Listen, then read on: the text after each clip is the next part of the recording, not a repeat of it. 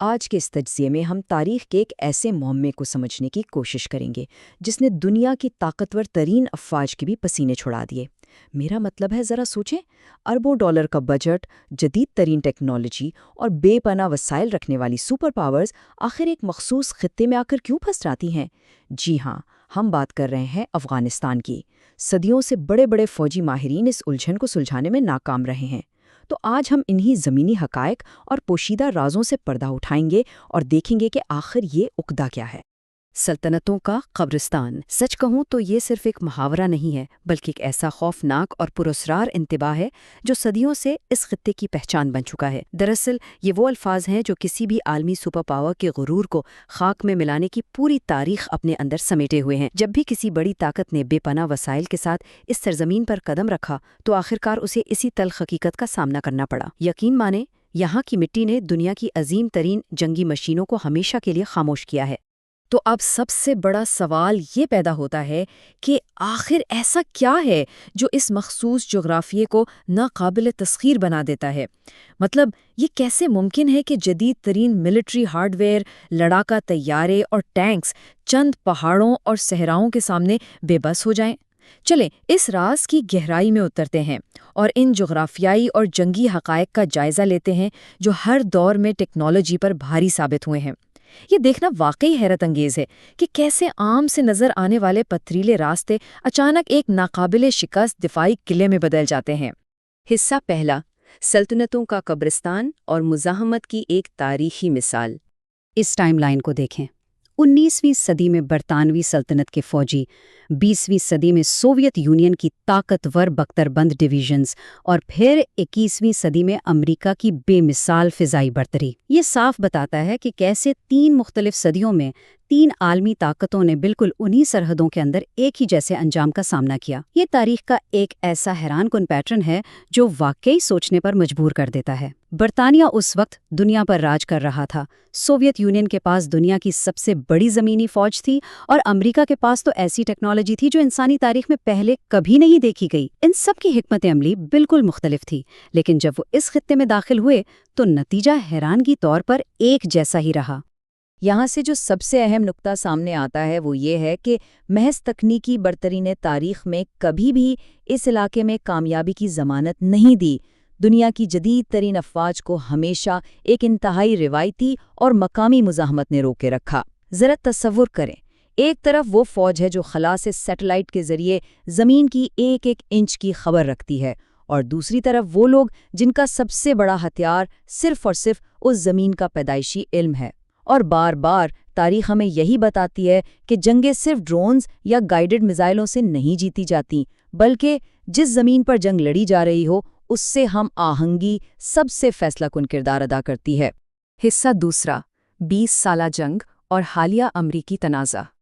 20 یہ کوئی معمولی ہندسہ نہیں ہے، یہ جدید تاریخ کی طویل ترین جنگوں میں سے ایک کا بوجھ اٹھائے ہوئے ہے۔ یہ ان سالوں کی حیران کن طوالت کو ظاہر کرتا ہے جو امریکہ نے افغانستان میں گزارے اور جس کا اختتام بالآخر ایک مکمل انخلا کر ہوا۔ 20 سال کا مطلب ہے ایک پوری نسل کا جنگ کے سائے میں پروان چڑھنا۔ اس طویل عرصے میں خربوں ڈالر خرچ ہوئے، بے شمار جانیں گئیں اور وسائل کا ایک نہ ختم ہونے والا سلسلہ چلتا رہا۔ سچ تو یہ ہے کہ اس 20 سالہ عرصے نے عالمی سیاست اور سپر پاورز کی فوجی حکمت عملیوں پر ایسے گہرے نشانات چھوڑے ہیں جنہیں شاید کبھی مٹایا نہ جا سکے۔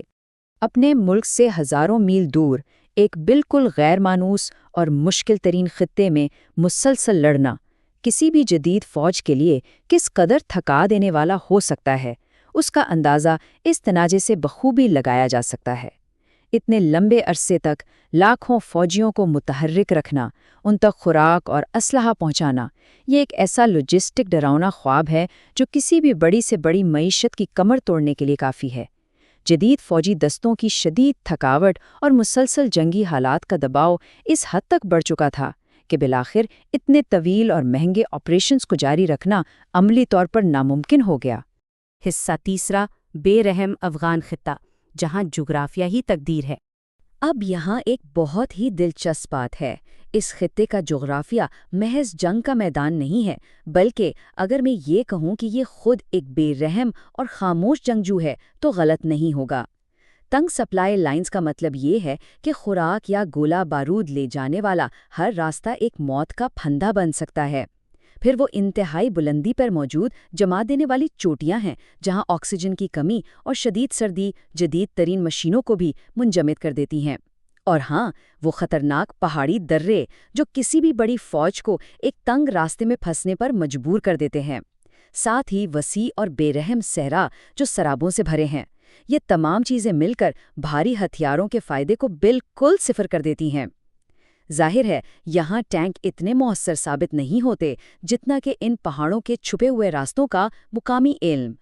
حصہ چوتھا، غریلا حکمت عملی اور ماضی کے رہنماؤں کی جھلک۔ اس موازنے کو دیکھیں۔ ایک طرف وہ جدید ترین افواج ہیں جو انتہائی سینٹرلائزڈ ہیں، پیچیدہ لاجسٹکس پر چلتی ہیں اور ٹیکنالوجی کی محتاج ہیں۔ مطلب اگر ان کا مواصلاتی نظام بیٹھ جائے تو وہ عملی طور پر اندھے ہو جاتے ہیں۔ اور ٹھیک اس کے برعکس دوسری طرف وہ روایتی گوریلا حکمت عملی ہے جس کا کوئی ایک مرکز نہیں، جو تاریخی جڑوں سے جڑی ہے اور مقامی جغرافیے کے ساتھ 100% ہم آہنگ ہے۔